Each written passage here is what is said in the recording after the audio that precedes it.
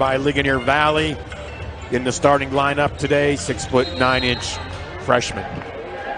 Player not in the starting lineup for Seton Hill is Jimmy Moon. Moon has been out for quite some time with injury. We believe he will be available today, although I asked Kendrick Saunders just minutes before we came on the air. He said, game time decision, we'll wait and see. So he was certainly not tipping his hand. As Gannon with the opening possession, wearing the maroon jerseys, a drive to the cup, and a foul committed against Seton Hill on the take by Matt Johnson. Foul goes against Jaden Nelson. Starting five once again for the Griffins. Nelson, Secunda, Paola, Davis, and Green. As heading to the stripe for two is Matt Johnson. The starting five for Gannon University, number 4, Frank Webb Jr., number 5, Chris Clancy, 10, Kevin Dodds, 21, Johnson. And that's the first shot. Finds the net for Johnson, and 23, Michael Turtsey, round out the starting five for Gannon under the guidance of first-year head coach Kelvin Jefferson. Yeah, Matt Johnson is a senior, averaging 9.3 points a game. And he has 2 in the early going.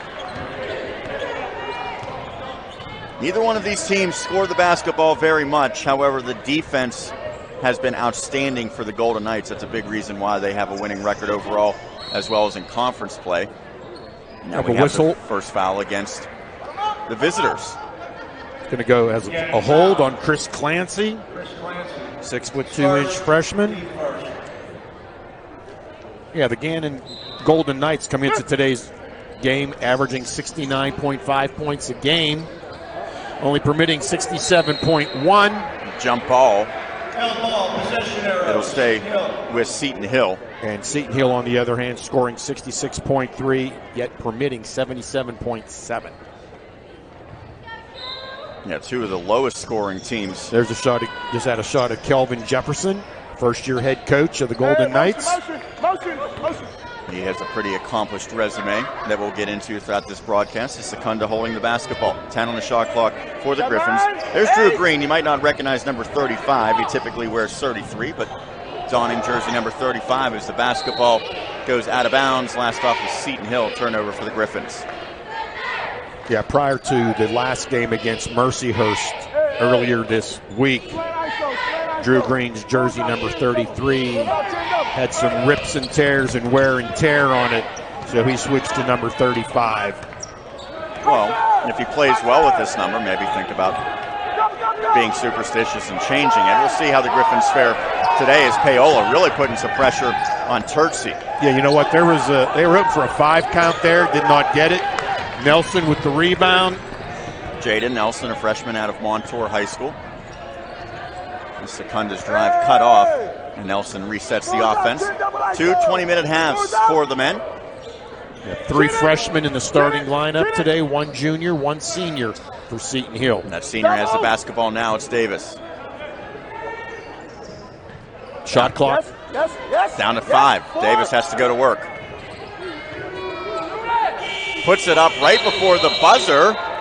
Now they call it a shot clock violation. I thought that Davis had got it off. He was lobbying for a goaltending. Yeah, you know, I'm surprised it was not a goaltending, and the look on Tommy Secunda's face coming down the court, he thought it was goaltending as well. Well, here's the thing. It could be goaltending, but if they deem the shot took place after the clock went off, then the shot doesn't count. That's no goaltending. Clancy to Turtsey. And the feed into the post, and a foul committed by Secunda. Second team foul against Seton Hill. Exactly 2 minutes into this first half. Tommy Secunda, 6'5" junior out of State College, Pennsylvania. Gannon looking to sweep this double dip. The ladies took care of business on the road in the game preceding this one here at the McKenna Center on the campus of Seton Hill University in Greensburg. Another foul against Secunda. That is 2 fouls in just over 2 minutes, and he'll likely be headed for an extended stay on the bench. Secunda's coming in, Roger. Jimmy Moon's going to get some playing time today. Maybe earlier than expected.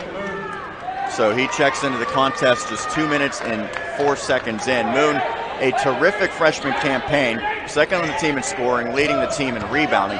He was ranked in the top 10 in rebounding, although with the game's missed, he no longer qualifies for that as he forces a miss and a loose ball foul charged against Gannon, well defended by Moon. Kevin Dodds, the 6'8" sophomore.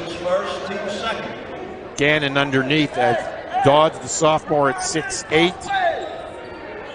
And Turksey, 6'10", redshirt junior. I'm sure the Griffins are very happy to have the services of the massive Jimmy Moon in this one. Davis, one of the top scorers in the conference. He ranks 4th at 19.9 points per game. Moon feeds it into Davis. Contested shot, missed badly. A lot of contact. It was Webb who came on the double team as Webb is slow to get up. Now he hustles back into the play. Johnson to the cup off of glass. Matt Johnson has all 4 points in this one. Seton Hill turns the basketball over. There you see Johnson off of glass. Matt Johnson, the senior out of Chicago, Illinois. Adlai Stevenson High School. That's the name of the elementary school that I went to, as Johnson rolls that one home. You remember who Adlai Stevenson was, Roger?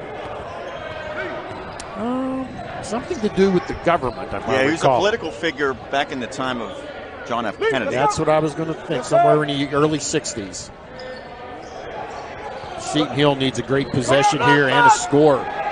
Pass is tipped. Johnson comes up with it. 2 more points for Johnson. He is red hot in the early going. He has all 8 points in the game. And a timeout taken. 30-second timeout, Seton Hill. Griffins, no answer. Maryland. Seton Hill without the services of Obi Ezekwesili in this contest. Yeah, he has a calf injury, sustained that a couple games ago. Not able to go again, once again today. He was on crutches for the pregame warmups. They do get reinforcements with Moon back on the floor. He has the basketball now. Tabe. Step back J goes. Griffin's first points. Yeah, that was a nice ball movement there by the Griffins that time. Well, we mentioned both these teams near the bottom of the conference in offense. Seton Hill has really struggled to score the basketball this season. That was evidenced last time out. There's a strong rebound by Green off of the miss. Seton Hill scored just 39 points in the loss against Mercyhurst. Yeah, Seton Hill's done a nice job. Nathan Davis leading the scoring with 19.9 points. Jimmy Moon is second in scoring, 11.8, but he has been unavailable a couple of games. And they have sorely missed what he brings on the offensive side as some reserves check in for Gannon. Is Deontay Cicero, the leading scorer and rebounder, who comes off the bench. And Victor Olawoye also checks in.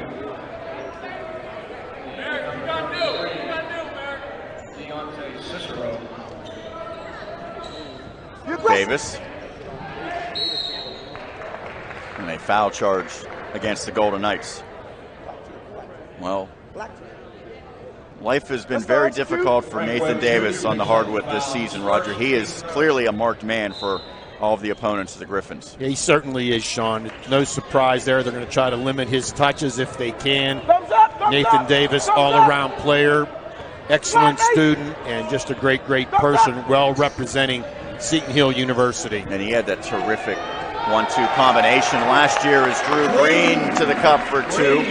Remember, it was Davis and Blondin who basically split the scoring at about 20 points per game for each of them. Drew Green with the hoop, 6'5" freshman out of Baltimore. Now you're going to say that word a lot for Seton Hill, freshman.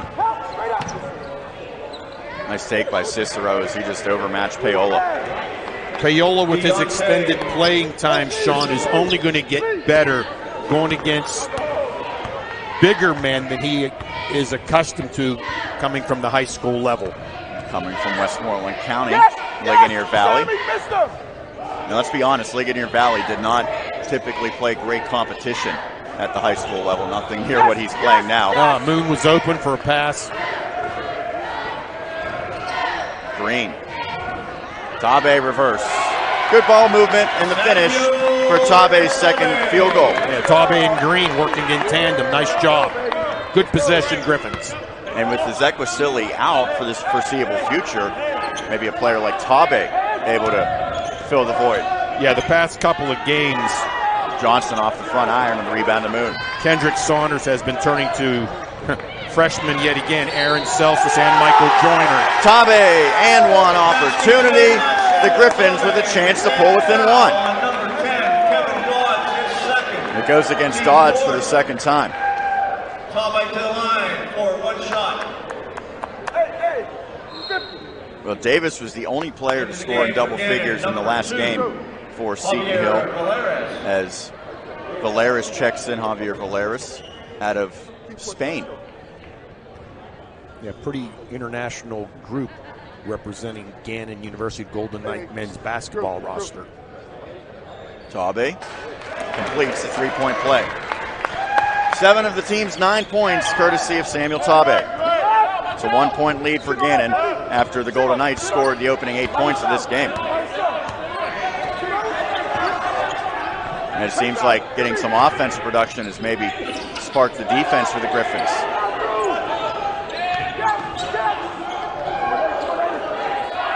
Davis extending the defense on Olawoye, and the Griffins come up with the block. It will stay with Gannon, but only 4 seconds remain on the shot clock. Was it Paola that swatted away? Yes. Yes, from behind. There's a couple of options there, but it was Paola. Green also on the contest. Gannon will have to act quickly. No shot. The officials all over that one to say a shot clock violation. So both teams guilty of the violation so far in this one, as we've played not quite 7 minutes.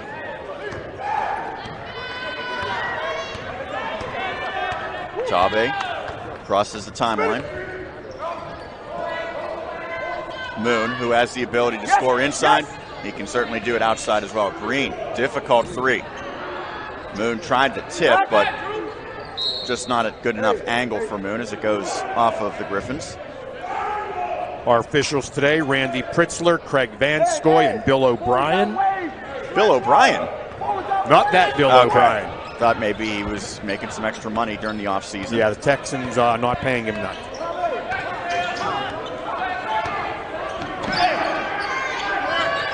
And Johnson did all the scoring early in this one. As good look inside for Cicero. Basketball tipped out.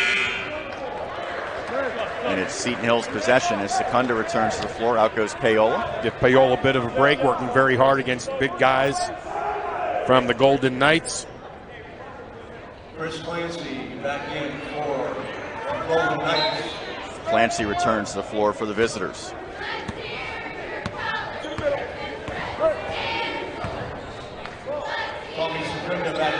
Nathan Davis up top, the senior. Davis, as I mentioned, 4th in the conference in scoring. He's also the best foul shooter in the conference.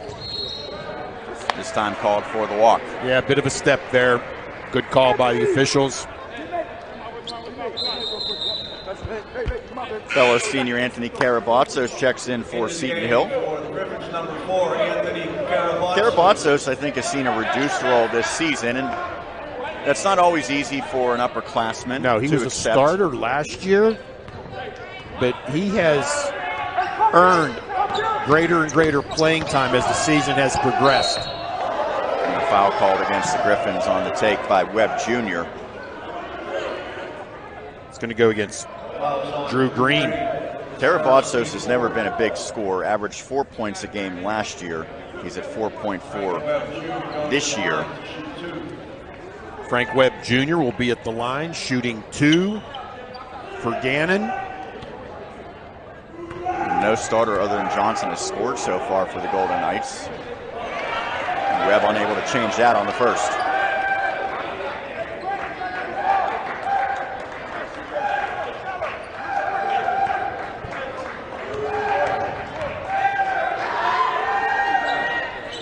Second is good, so Webb 1 of 2.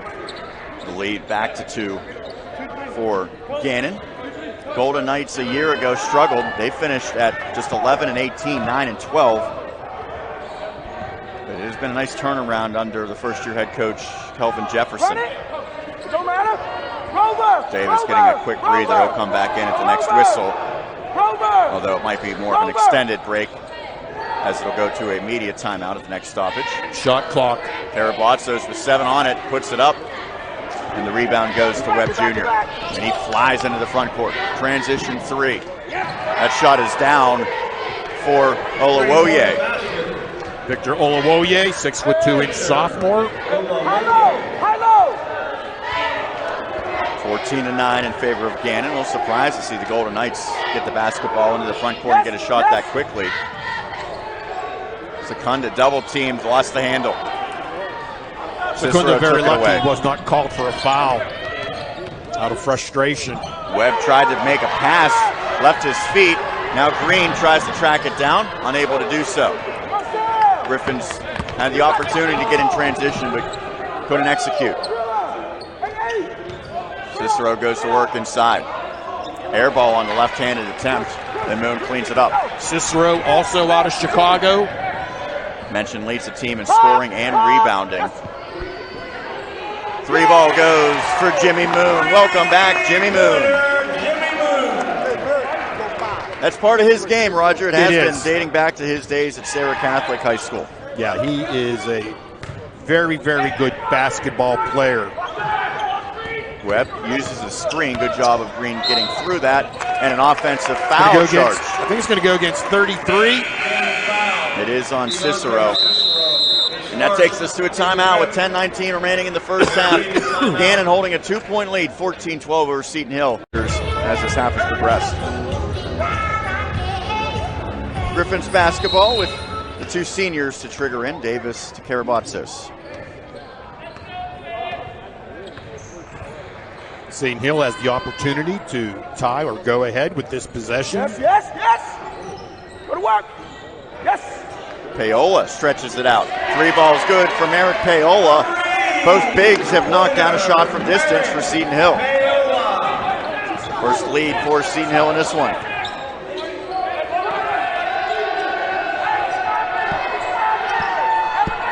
Cicero to Johnson.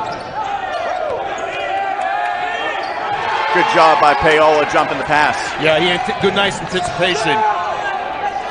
Tabe, Davis, long 2. Secunda, good effort. Could not get the ball out of possession of Michael Turtsey. Less than 9.5 left in the opening stanza of play. Griffins holding a 1-point lead.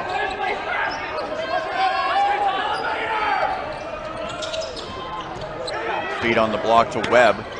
Webb goes to work. 2 points for Frank Webb. That's his first field goal. And the lead back to the visitors. Frank Webb out of Baltimore, Maryland.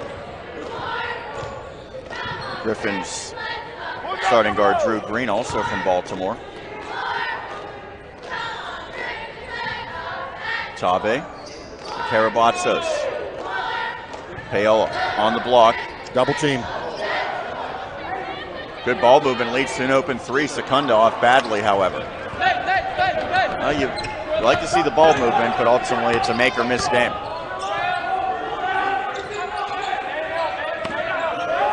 Into the post, Turtsey.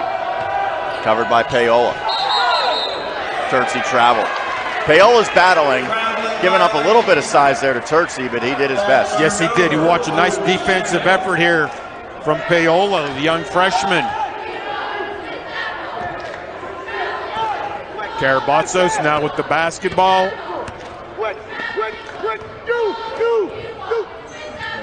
Davis, pull up 3-pointer. It's good for Nathan Davis. First points for the leading scorer for the Griffins. Seton Hill has knocked down 3 shots from distance.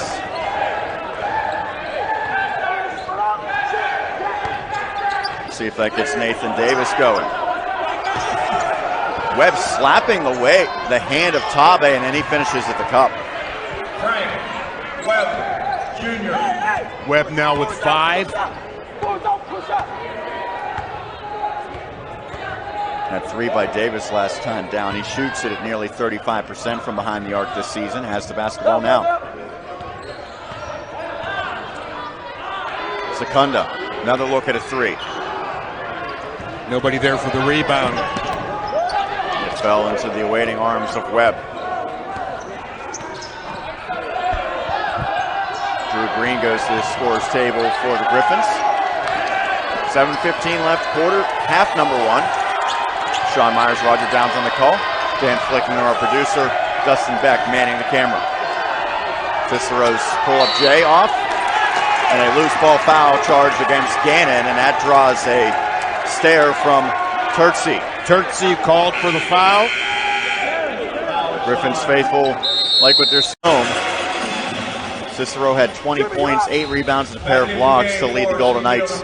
Nathan Davis with a team-leading and game-leading 21 points the first time they met. Obi Ezekwesili had 11. He's unavailable for the Griffins here today. Davis uses a screen from Secunda. Let's go, let's go. Move it high-low. High-low. Good ball fake by Davis and a kickball called against Gannon. That'll reset the shot clock from 7 to 20. Yeah, Matt Johnson very fortunate that he did kick that ball, Sean. Nathan Davis was getting ready to eye up for a three-point.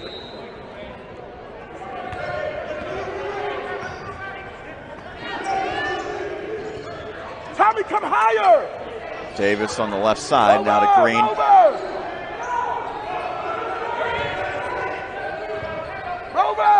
Down to 5 on the shot clock, Davis. Karabatsas has to put it up from deep. And another shot clock violation. We've seen that a few times from Seton Hill so far today. Yeah. Seton Hill needs to become a little more conscious of the shot clock. That's a couple times in today's first half. They have had some shot clock violations. I think at this point, the team just doesn't have a lot of players who can create their own shots.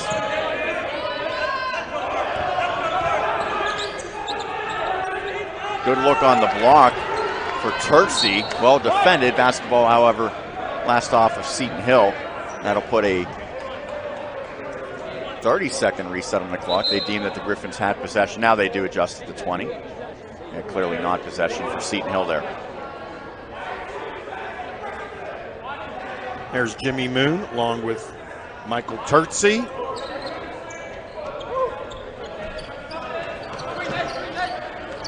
Webb covered by Green. Less than 6 left in the half. Low scoring as expected. Corner 3, high arcing. Shot long, but the weak side rebound grab by Cicero.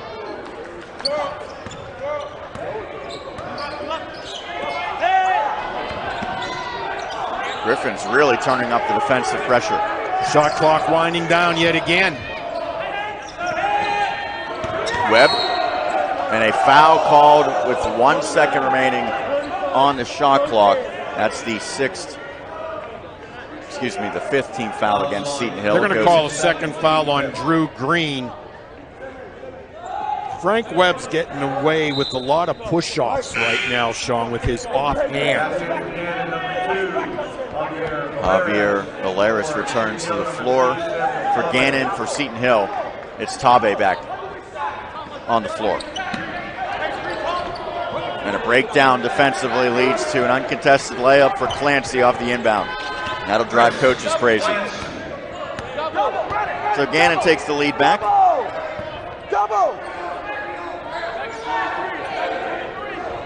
Davis calling for it. Now Moon gets it to Davis. Good ball movement and an easy layup for Nathan Davis, his second field goal. Nice look from Moon. It's 20-all in this first half. Gannon currently in 5th place with a pretty sizable lead over the 6th place team as a foul whistled against Karabatsas for the first time. With the 10-6 record, quite a bit of separation for Gannon over Slippery Rock at 7-9, and then 3 teams really behind at the bottom of the standings. Gannon has already clinched a spot in the conference tournament. Clancy. 3 off of the inbound. Clancy's really eating up the Griffins off of these inbounds. Yeah, he's done a nice job. 2 straight possessions Clancy has scored. IUP, Pitt, Johnstown, Cal U, and Mercyhurst also have clinched playoff spots in the West Division. Good ball fake by Davis. He draws contact. Yeah, they got him on the body. And Davis will head to the stripe for a 1-and-1. Second against Cicero. There's no one that the Griffins would rather have at the line than Davis. I mentioned he leads the conference 91.5%.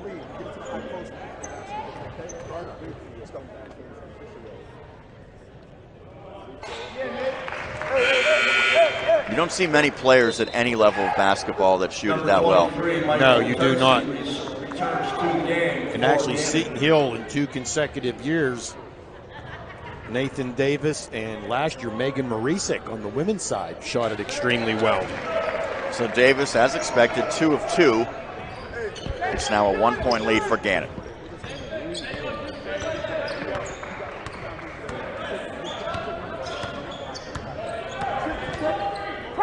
Johnson moves the basketball. He was red hot in the early going.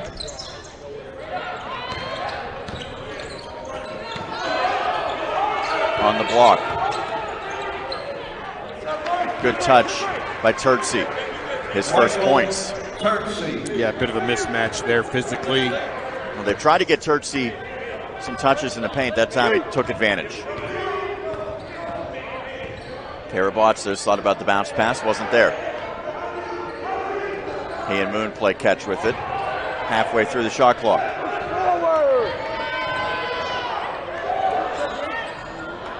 Pass tipped a couple of times. Griffins get it to Davis, out to Moon. Basketball last tipped by Tabe as Paola returns to the floor. And a timeout on the floor as well. 3:22 left in half number 1. It's a 3-point. Are surprised how close this one is. Seton Hill is playing very, very well here in half number 1. Not that the series history necessarily reflects where these teams are now, but it's been a close series all time. A 9-8 lead for Gannon over Seton Hill. Mentioned the Golden Knights claiming victory in the first meeting this season as a foul inside charge against Jimmy Moon.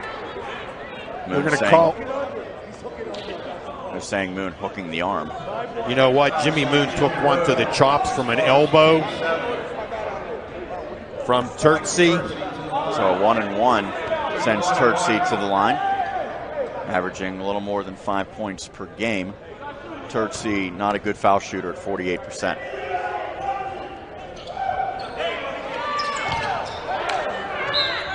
And it goes to Seton Hill off of the miss. Javier Valerius is not happy with that call. He felt it was off the hands of Paola. Griffins with the chance to tie with the 3. Davis in the corner. Yes! Yes! Cut! Now Moon from the foul line. Cut! Cut, Merrick! Davis in the corner, open, 3. Oh, hit the side of the backboard. You don't see that often. No, from Nathan you do Davis. not. Johnson attacks Karabatsos. Basketball tipped around. Johnson comes down with it. Can't finish. Tip attempt by Valeris. Paola throws it away. The Griffins dodged some bullets there, but ultimately possession will go back to Gannon. Yeah, we'll see it here. A lot of good defensive effort from the Griffins. Jimmy Moon, Merrick Paola. Paola, strong rebound. Just out of the reach of Anthony Karabatsos. And those second and third and fourth opportunities in possession can certainly wear down a defense. Offensive foul, however, on the illegal screen. It'll go against Valeris. His first, because it was an offensive foul, the Griffins won't head to the line. That is correct. They will not be shooting. Karabatsos looking at his head coach, Kendrick Saunders, for instructions. Saunders coming by way of Navy, where he was an assistant, also an assistant in Army in Frostburg State, as well as Hunter College. First role as a head coach here for Seton Hill.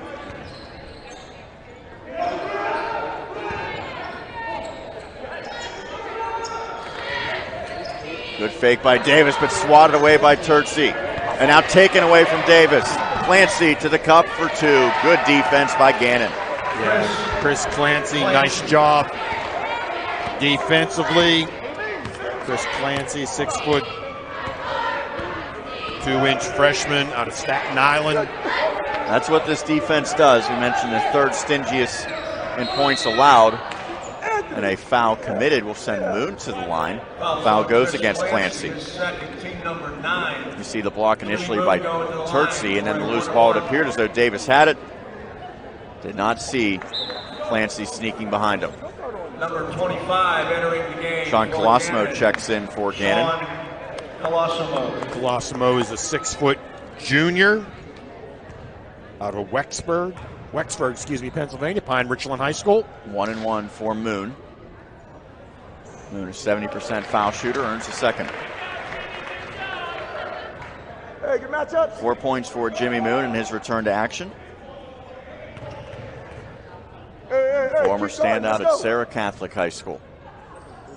Good on the second.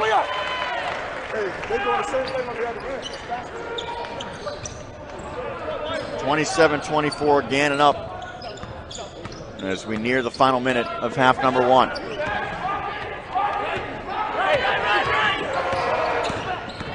Johnson all the way, initiated contact. He'll be rewarded with 2 shots. Foul on Carabazzos. I always think that's tough. Johnson went right at Carabazzos. I don't know what you do if you're Carabazzos there.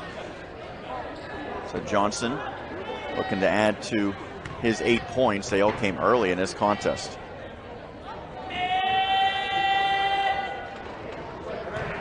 He now has 9. He is the leading scorer now for the Golden Knights.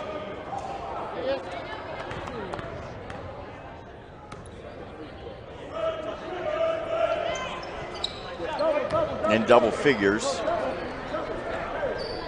The lead back to 5. Carabazzos and Tabe into the front court together. Moon flashing in the high post. Now ducks down low as Tabe takes it aggressively for 2. Tabe's provided a real spark for Seton Hill. He has 9. Yeah, coming off the bench, all those points.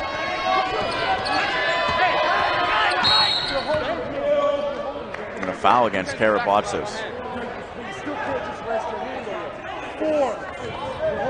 Carabazzos picks up his 3rd. And we'll see if they replace him with 47 seconds remaining. Yeah, you don't want him to get another foul. It's a 1-1 for Johnson. 9 team fouls each way.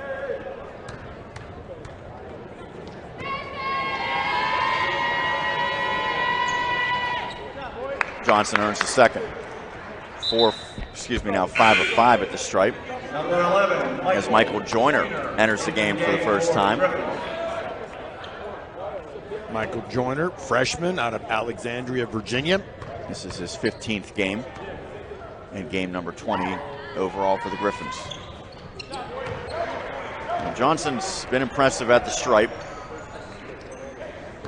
Yeah, he's done nothing to dispel the rumor that there are very, very good basketballs coming out of Chicago, Illinois, and the high schools there.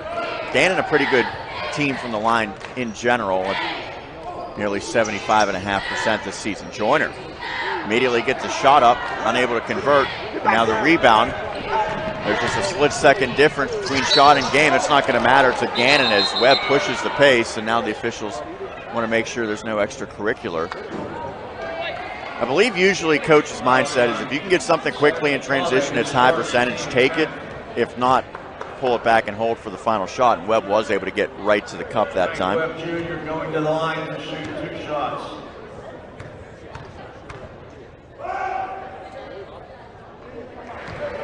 First is good for Gannon's Webb. Eric Payola, one of the many first-year players for Seton Hill. Webb 2 of 2, and foul shooting has been a real asset for Gannon at 33-26. Let's go, Nate, go! 16 seconds remaining in the first half. Nathan Davis Simply holding the ball. Seton Hill will hold for the last shot. You better make it a good one. 9 of 11 at the stripe for Gannon. Yes, sir. Weave action gets it to Davis. Head fake, 3. It's good for Nathan Davis right before the buzzer. A strong finish for the Griffins. As a result, they will take a 4-point deficit into the locker room, 33-29 in favor of Gannon. What a move by Davis, and the shot from behind the arc out in high school. Seton Hill has a lot of good local wrestlers who stayed in the county as well, but right now we're focused on the hardwood. Gannon in possession to begin half number 2. Matt Johnson with the basketball, no surprise there. Jay Nelson starts his second half. Didn't see much of him in the first half after he got the starting nod. Just 4 minutes played.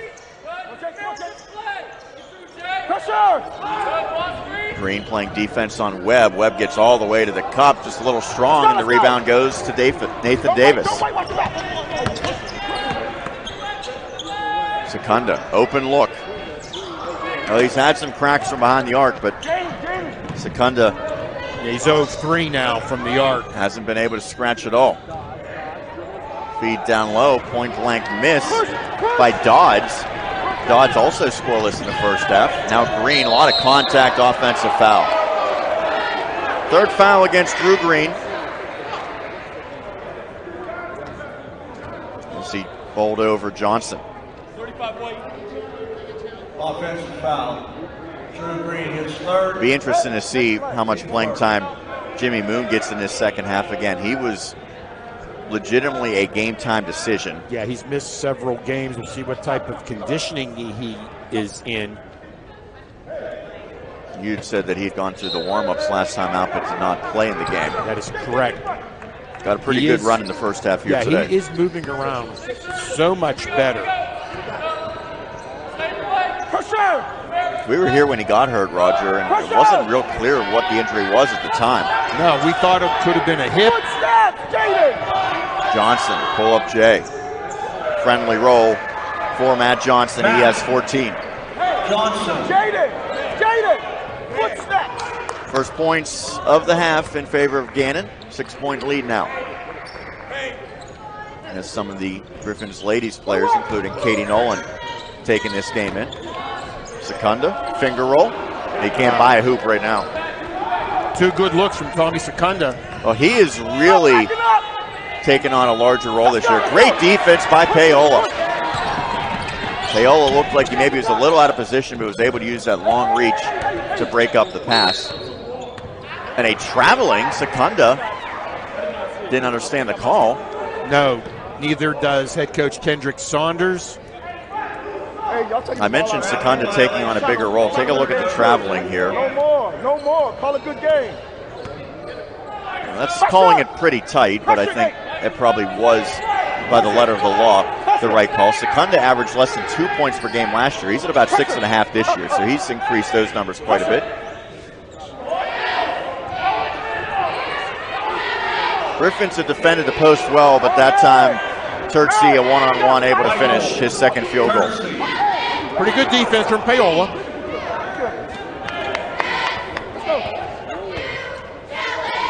Jimmy Moon ready to check in. Just over 2 minutes into half number 2. Paola now tries to answer, going to work the other way. Turnaround jumper. He wanted to go maybe to a hook shot initially, but was able to hit that, Jay. And now Moon's going to head back to the bench. Must have liked what they saw to Paola there. Yeah, there is a lot to like as well there, Sean. And a travel goes against Gannon. Neither team understanding these calls is Dodds in disbelief. You know what? Everybody today that has been called for a travel are looking at the referees like, you got to be kidding. There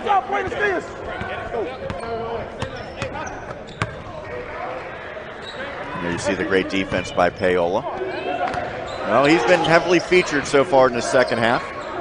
Defensive play, was attacked and ultimately yielded a basket. Got one back on his own. Now he goes to work. Double team comes, kicks it out. Nelson wide open. It's good. First points for Jada Nelson from behind the arc. Griffins back within 3.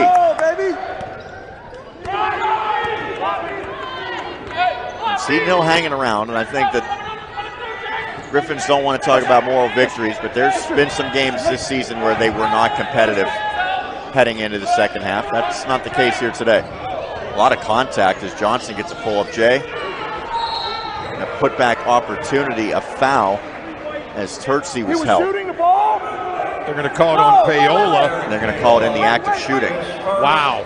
I think he was trying to tip it in, so I can understand that. How is he shooting? No way. Kendrick Saunders disagrees. No way. Wait a minute. How is he shooting? No way. Did they change the call? They did. Kelvin Jefferson now the unhappy head coach. That was weird how they decided to change the call, and you don't mind when the officials confer and ultimately find a consensus.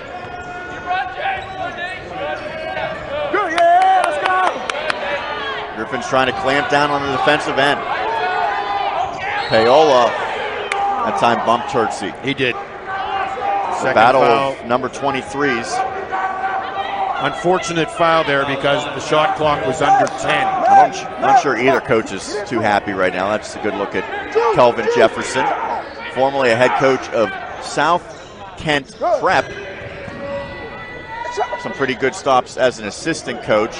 Offensive rebound by Dodds. He can't finish. And another crack does go for Gannon. It comes courtesy of Dodds, his first points. Now Moon will get back to the scores table. Kelvin Jefferson, I mentioned, an assistant. He was at Old Dominion for 3 years. Nice cut by Secunda, and he finally scratches. Nice feed from Payola.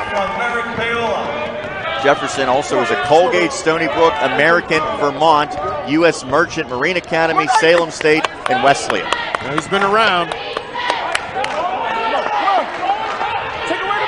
Hopefully he's renting instead of buying. It's a nice finish inside, and Turtsy's getting fired up. He's playing with emotion right now. He'll have an and one opportunity.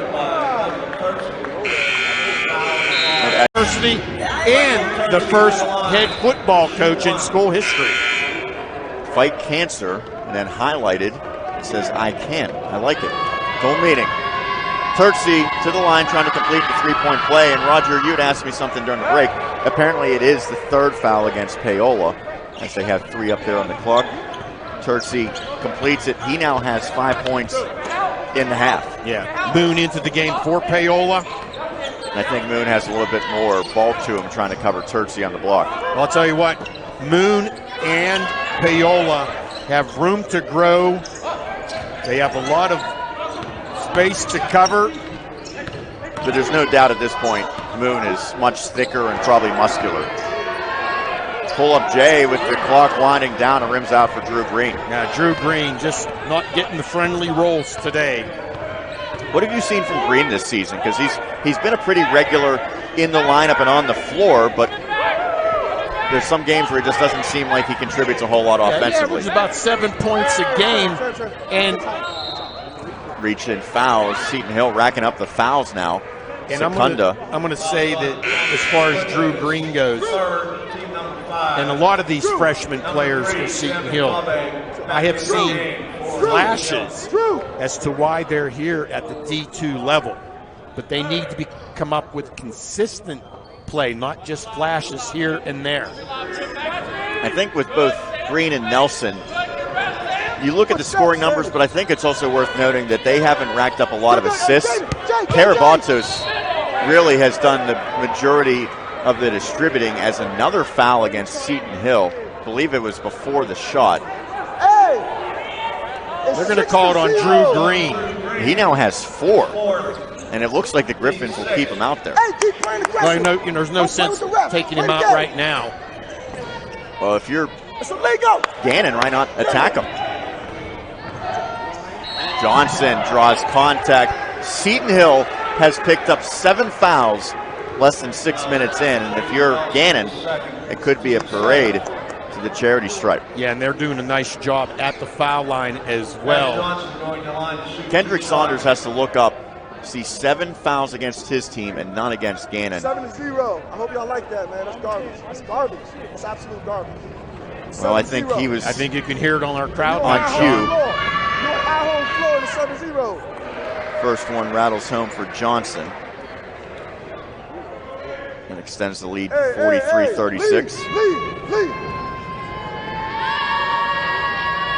It's so hard for the entire second half now for Seton Hill to play defense. Yes. As I said earlier, it seems that anytime Seton Hill lays a hand or a finger on some of the Golden Knights, they're getting whistled for it. And I have had plenty of conversations with my friends and colleagues about the foul situation. It's completely different for the men's versus the women's game. And I think there's a lot of good. The 1-and-1 is, I think, pretty interesting and adds to the intrigue. But part of me wants to see the fouls reset maybe halfway through. As, by the way, first foul goes against Gannon. It's against Cicero. Because with 7 fouls already, Gannon's going to be shooting for the next 13:49, and that just doesn't make for good basketball. I like the way they have adjusted the rules in the women's game. I think that should be universal. It's 4 quarters, so after every 10-minute quarter, it resets to 0. Now, there is not the 1-and-1 as the whistles continue, and wouldn't be surprised by the end of this half if it gets close to back even between the fouls called. Yeah, it goes against Clancy for the 3rd time. That's Clancy notable. Seemed a bit bewildered by the call. But again, the difference for the women, you don't have the 1-and-1. You have the automatic double bonus once the team fouls get to 5, but it resets every 10 minutes. I still like resetting at each quarter. That is a wonderful rule they have implemented in the women's game. And that's what the NBA has as well. 5 team fouls. Shot off the mark by Davis as Cicero comes crashing down for the board. He's pretty quiet. Leading scorer has just 2. Cicero averages 13.5 points a game. Right now they're relying on his defense, are the Golden Knights. Easy. That's a foul on Moon on a reach in. Well, a 1-and-1 scenario. So if we're looking at new rules that should be implemented, Sean, in the college game, 4 quarters for men, and at the high school level, everywhere, a shot clock. And a lot of my friends have said, you know, if you change things too much, then there's maybe consequences that you haven't thought about. And I get that aspect of it as a foul shot converted by Turkcey. One of the other aspects is at the high school level, players get 5 personal fouls playing a 32-minute game. At the college level, they play a 40-minute game and get 5 personals. Do you maybe expand that to 6? That's another question that certainly could come into play. And the reason I mentioned the shot clock, Sean, it is because a lot of these teams, they go south, they go to tournaments in New York, in Ohio, and out west in their exhibition schedule. Moon, 3-ball for Jimmy Moon. It's his 2nd 3-ball of the game. He has 8. And they play with the shot clock. Brad Wetzel played in New York, head coach of the Great Latrobe Wildcats. He said his squad had no issue adjusting to the shot clock. Davis comes up with the steal. Nathan Davis. Nearly an and-one opportunity. Saunders wanted that one to go. Instead, it'll be 2 shots upcoming for the senior. Olawoye charged with the foul. His first.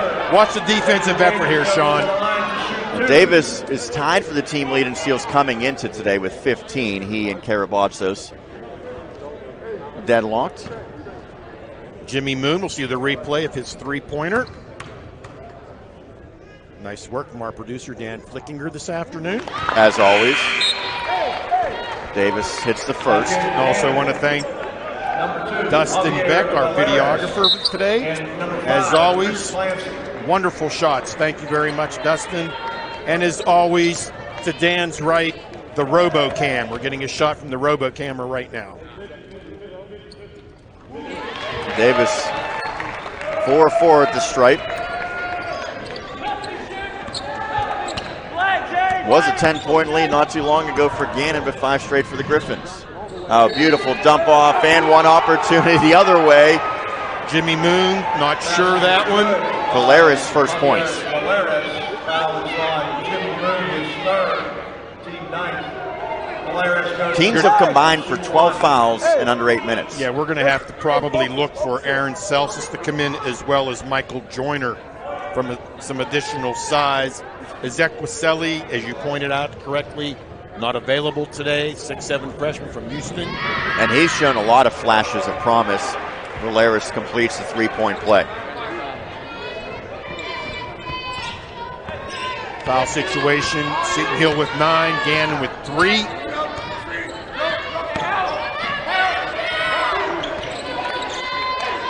Moon, another 3 ball. Jimmy Moon. He's in double figures, and he's given some life to the McKenna Center here. Let's go, step up, shorty. Can the Griffins get stops now? The offense really has picked up in this second half.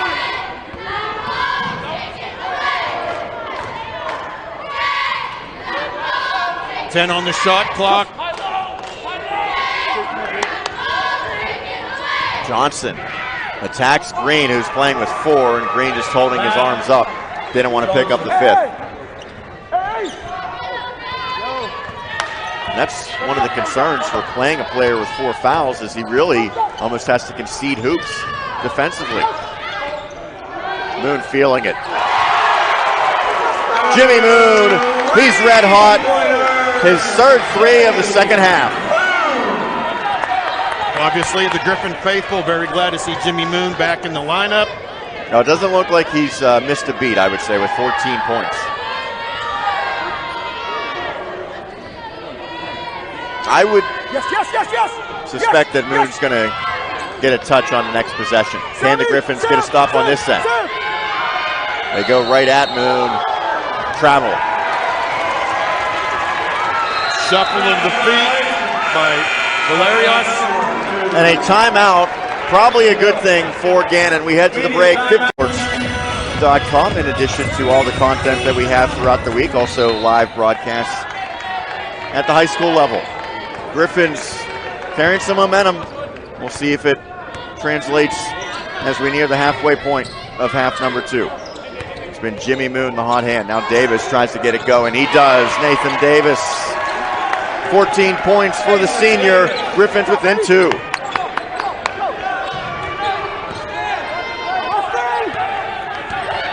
Even though Seton Hill's offense has gotten going, the Griffins haven't strung together many stops. No, they have not, Sean.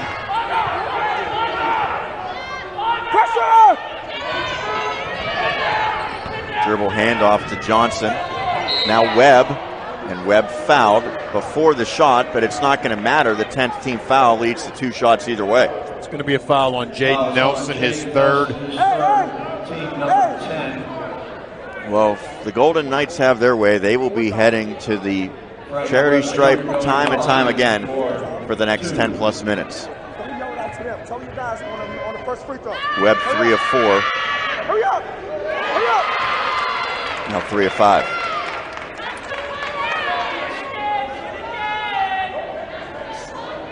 One shot remaining for Frank Webb Jr., 6'3" junior. Second is good. 52-49, still a 1 possession game. We're at the halfway point of the second half.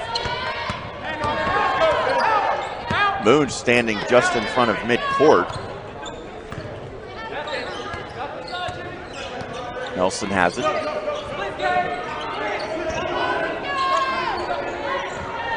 Ball fake by Moon, drives baseline, draws contact, and a foul.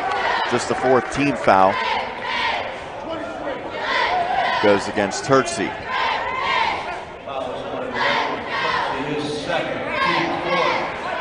All right, they call that his second. I had it for 3, but I'll trust the scorekeepers. Davis, 3 ball for the tie. Just off the front of the rim. Here comes Webb. He has pushed the pace. And 1 opportunity. Webb in double figures with 10. He'll have a chance to make it 11. call a blocking foul on Tabe. By Frank Webb Jr. Foul is Tabe had his back turned. Yeah, there. he did. Webb ran right into his back. However, they're going to call Tabe with the foul, his second. Just a weird looking play.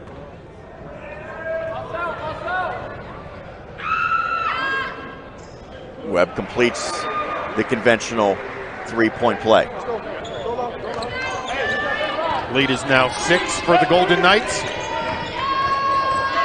At 55-49, Moon inside. He nearly gets the and one. Instead, he'll head to the line for a pair. Turtsey now has 3. Jimmy Moon at the line to shoot 2. A lot of traffic inside. Moon able to get the shot up.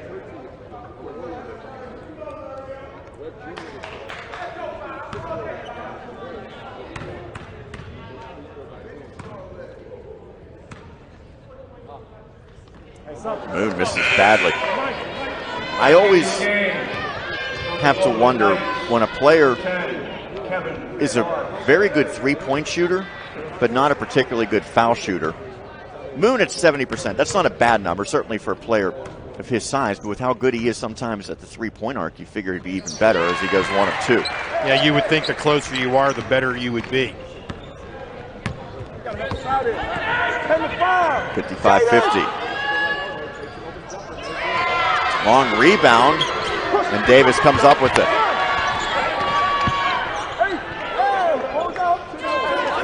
Davis looks for instructions, and now the Griffins run their offense. 9 minutes left in this one. A 5-point lead for Gannon. Offensive foul against Seton Hill. Goes against Tabe. His third, by my count. Now, pretty much everyone who's played significant minutes, Roger, for Seton Hill has 3 fouls. Except Nathan Davis, who somehow avoided any fouls. Maybe that just speaks to the maturity of Davis. You look at the board, the other players out there, 3, 3, 3, and 4 in terms of their fouls. Offensive foul the other way. Dodds. Well, I would say that the officials have been pretty consistent in this second half. They're blowing whistles for just about anything. Yeah, they are. You are correct, Sean. It's up to the players at this point to adjust. 10 team fouls now. Seton Hill, 6 on Gannon. And if you're either head coach, as Davis hits the deck and turns it over. Wow, you got a lot of body contact there from Dodds. If you're Kendrick Saunders, do you tell your players to play differently or still want them to play with their normal defensive intensity, knowing that it's probably inevitable that there are going to be more fouls today? I'd like to see them just keep playing hard. That's what I want to see. You know what? You can't control the way the officials are going to call the game. Well, that was not a good foul by Tabe, who looked like he was trying to come up with a reach and steal. And when your team is in a double penalty, you just can't afford to take that risk. No, you can't, because particularly the Golden Knights have done very well from the foul line. Well, it sends today. Webb there. And 15 is 17 by my last count.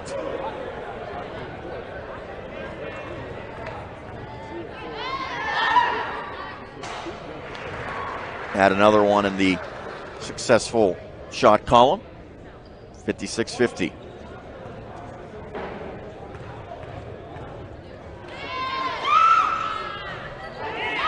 Tabe secures the board off of the miss by Webb. 1 of 2 for Frank Webb.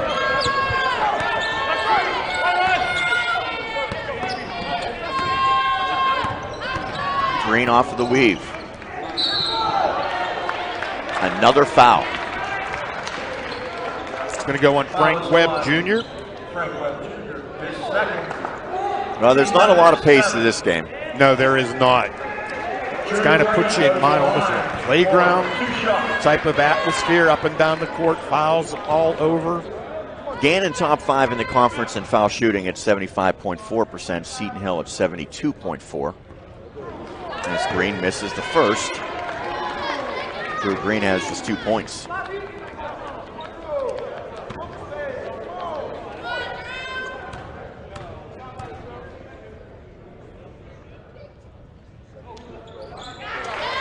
So Green hits the second, trimming the deficit to 5 at 56-51.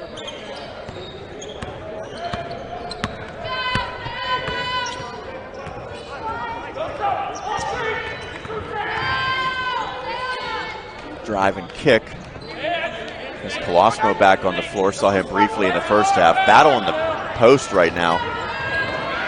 Webb all the way to the cup. Nice take. Frank Webb. Frank Webb, Jr. Frank Webb now with 14, comes into today's game averaging 12.4. Jaden Nelson a bit strong, and a foul.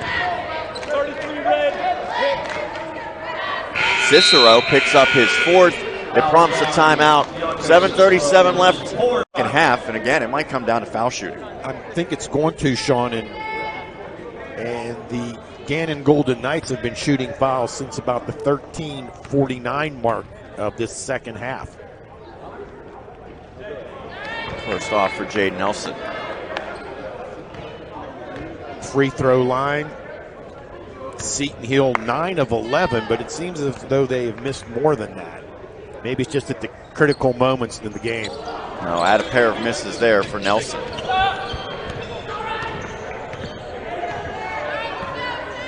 Webb, he's been very active in this second half. Johnson covered by Nelson. Griffins have to be careful not to pick up any ticky-tack fouls.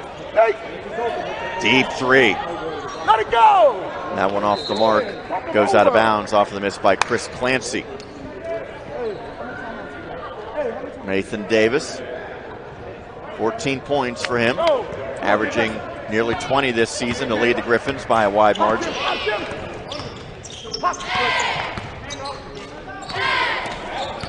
Davis, long two. They're just getting 23! open looks or looks of any sort at the hoop this year at times have been difficult for Davis. Come on, Nate! He draws so much attention.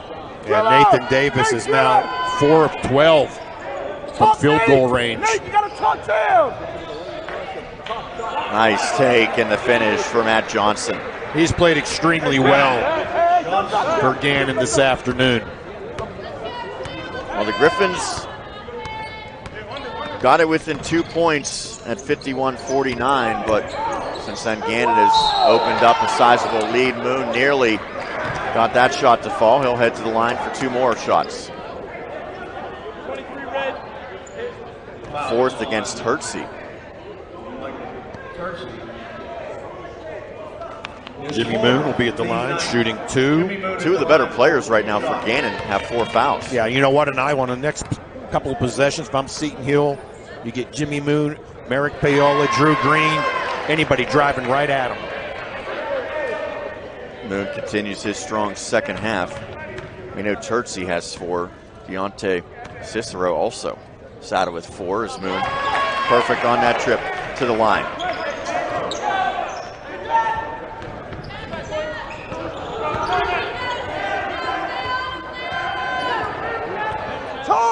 Talk, Nate! 10 seconds into the possession. Gannon in no rush holding this 7-point lead.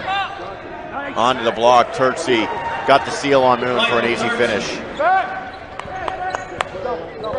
Once again, a learning experience for the freshman Moon and Payola 9-point in this lead. game.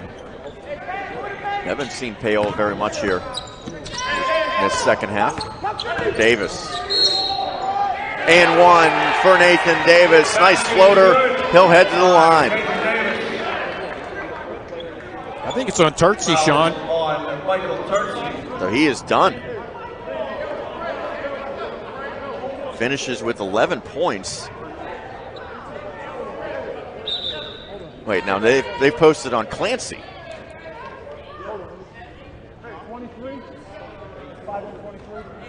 Okay. Yeah, it's on Terzi. Michael Terzi. They have Clancy up on the board here. That's 5. And that prompts the Gannon coaching staff to seek an explanation, but Terzi done. Cicero's going to enter the game with 4 fouls. You're Seton Hill. Go right at him. I would. So Turtsy finishes with 11 points. His afternoon done prematurely with 5:44 left in this one. Nathan Davis needs to hit these 2 shots.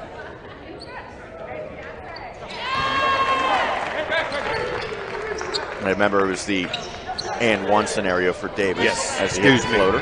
He has 17 today. Griffins within 6, back to a 2-possession game. Come on! Sam, come on! Stay with it! Bobbled, Wait, Sam! now set back up with Johnson. Get there! Johnson, nice feed down low. A nice touch inside by Dodds, his second field goal. Comes at a key time. Yeah, Dodds averages 4.8 points a game, has 4 this afternoon.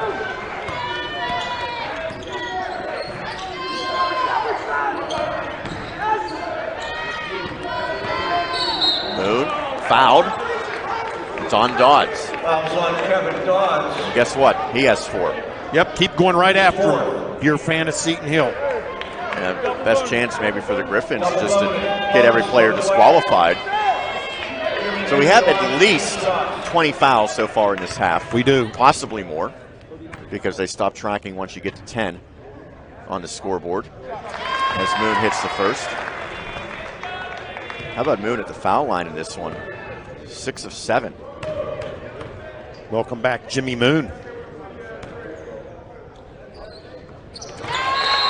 Add another for Moon. Javier Valeris re-enters the game for Gannon. Dodds now goes to the bench with his 4. Cicero's still in the game with his 4. Yeah, he's the leading scorer and rebounder for the season. He's been relatively quiet today. Just a 2-point field goal. Webb's been active, however. Webb averages nearly 12.5 per game, showing the handle here. A lot of one-on-one. That one bounced around the rim 3 times before it came to Tabe. Davis back to Tabe. Tripped up, another foul. Goes against Webb. He only has 3. Yes. 2 more shots for the Griffins. Got to make your foul shots. It's usually the difference in a very, very tight basketball game. So as Tabe toes the line, he is not a great foul shooter, 56.3% this season.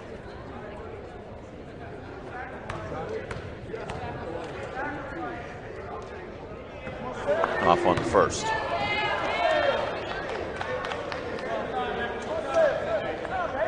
Remains a 6-point deficit for the Griffins. 4.5 minutes remaining in half number 2.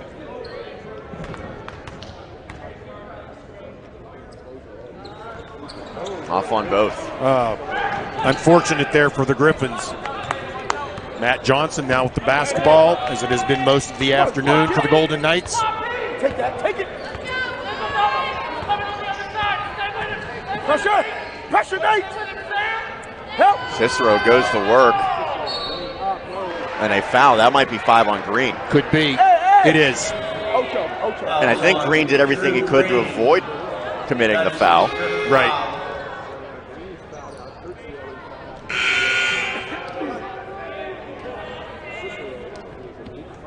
Coming in his place, Michael Joyner.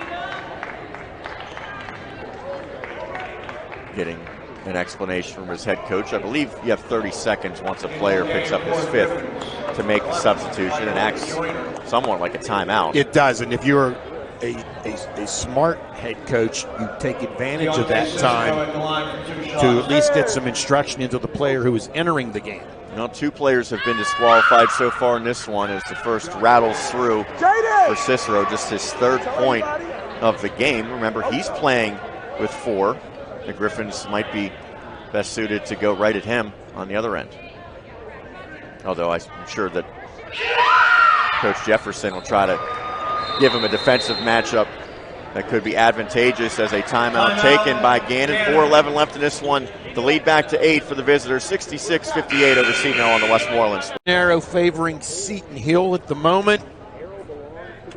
20 of 24 at the stripe for Gannon. Seton Hill 14 of 20. Griffins need a good possession and a score along with that good possession. Joyner getting some extended minutes.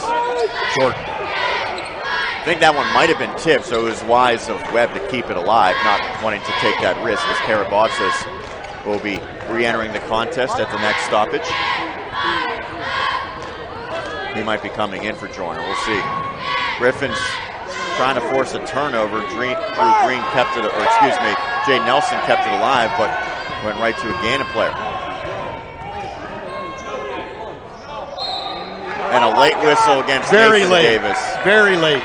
Davis trying to keep his composure.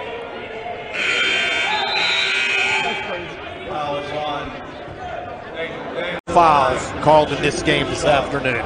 24 whistled against Seton Hill, 21 against Gannon, and out of another foul. And Clancy goes to the line for 2. And 22 this half. Clancy hits it. His first point of the second half. Now a chance to extend it to a 10-point lead. He does. Always hear the pop of that net. Yeah, on that rim. it's that particular end here at the McKenna Center. It always makes me think there's like a loose screw or something back there. Just waiting for that rim to explode one of these times. Or maybe suppose the net just disintegrate on a make. How about a Jimmy Moon Duncan?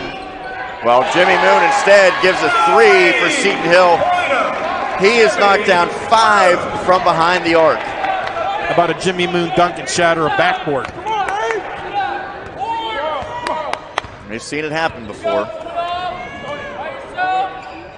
Griffin's trying to get a stop defensively, and Davis called for another foul. He had gone about 36 minutes without picking up any fouls, and now 2 in the last minute or so. Both teams in a double bonus. Here's Jimmy Moon on the replay. Three-pointer. I don't know if that expression from Saunders means he was happy or perplexed, but he was obviously happy when he saw it go through. Hey, spike again. With it. Cicero.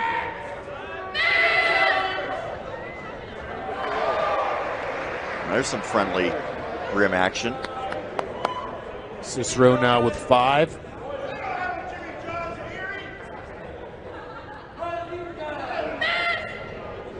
As he goes through the motion.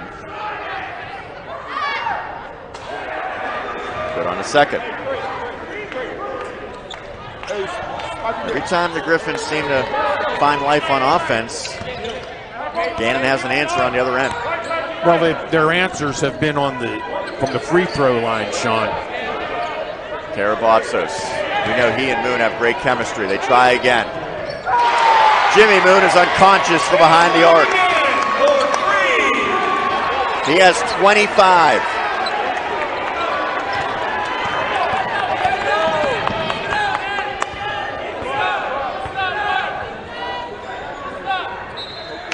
Griffin's Nice Karabatsas defense. pokes it out.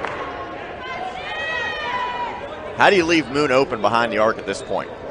I know it came from a pick and pop, but still. Well, you know what? Both defenders went to Karabatsas and left Moon. Gannon very lucky that Cicero was not called for a foul on that shot. He has it now against Davis. Moon got a piece of the pass, dodged with the reverse.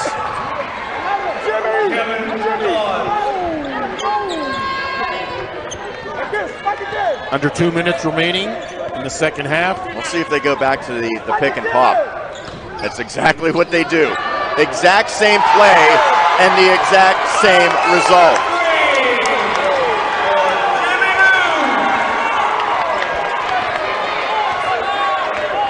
Kelvin Jefferson looks calm right now. I would think that he has to just be apoplectic seeing his defense allow the same shots. But a response by Cicero and a timeout taken by Gannon to talk things over. There's a couple. If you have to send that help defender to Moon, I think that's what you do. But Gannon so far has been able to weather this offensive outburst by Moon, who has 28. Nice job by Karabatsas, not touching the ball till well down the court. Now it's Davis and Karabatsas. Moon catches at the foul line now. And that time they did keep a player with Moon. Defensive adjustment. Down to 10 on the shot clock. Jaden Nelson. And a friendly roll for Nelson. Saunders was lobbying for a foul call. Yeah, could have got it. A lot of body contact. 5-point game, final minute. Griffins need a stop. And a reach in, and I think maybe that was the call there. Although Johnson, I would say, is not the player they want going to the line. No. 20 points today for Mr. Johnson. And Johnson, 8 of 8 shooting at the line.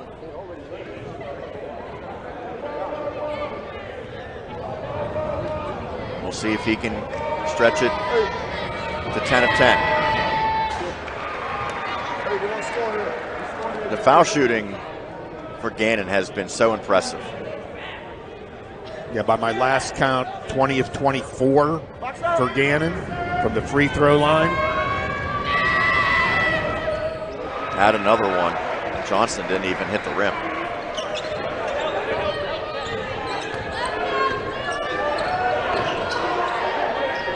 Three ball for Nathan Davis. Well, the threes are raining in for Seton Hill. It's now a 4-point game. There's the read almost this entire second half. It's going to be tough to foul and send him to the line. And you said it earlier, you don't want any moral victories, but Seton Hill has played very well here today. Good pressure by the Griffins. The basketball is ultimately inbounded, and it appears as though Johnson will go back to the line. Foul on Nathan Davis. Johnson, he's a perfect 10. That being 10 of 10 at the stripe. Well, and if you're Kelvin Jefferson, head coach at Gannon, you're going to try to make sure that the ball gets into Matt Johnson and let him do his thing from the foul line.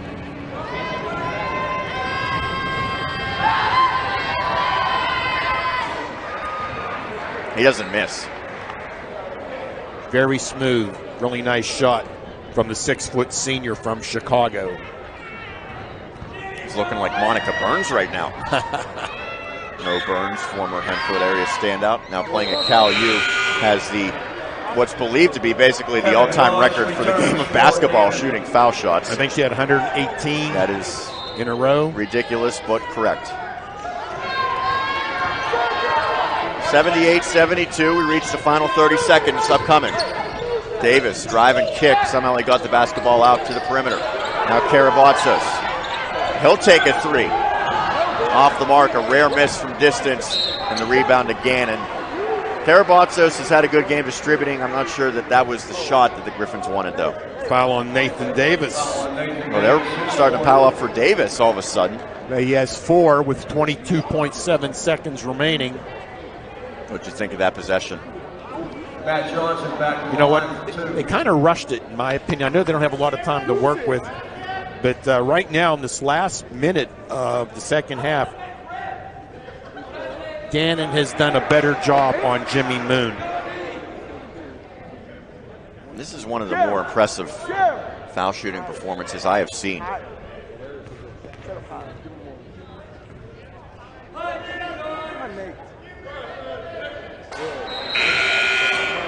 You don't even have to watch. You can just listen on Johnson's foul shots. Johnson is 14 of 14.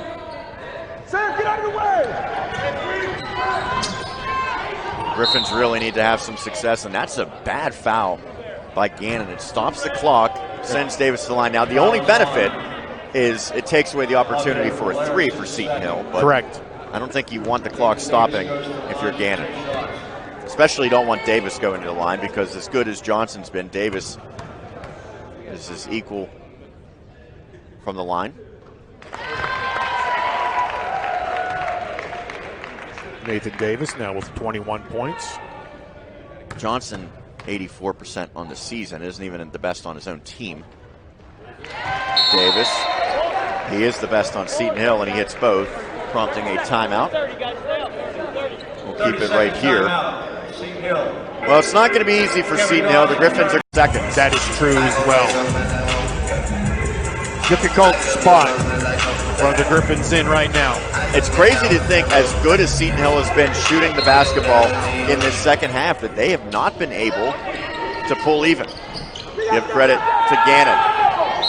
And a foul committed will send Dodds to the line as Nathan Davis this afternoon is done.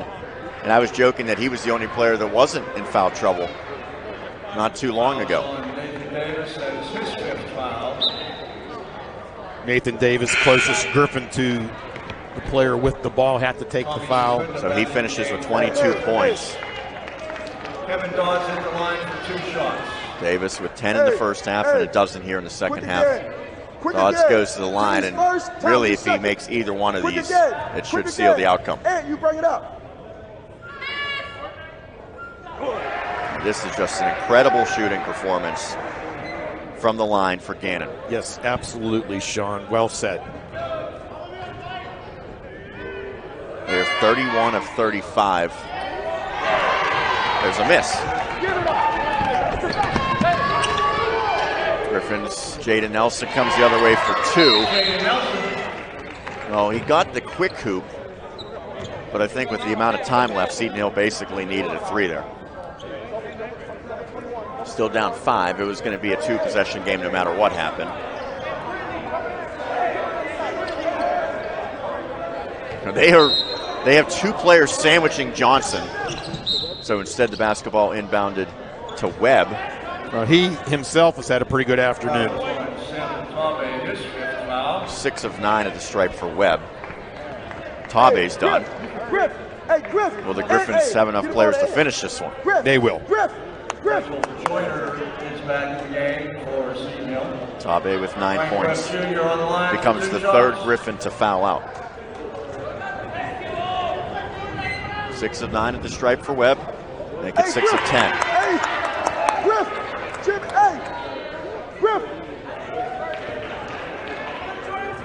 Just 7.2 seconds remain.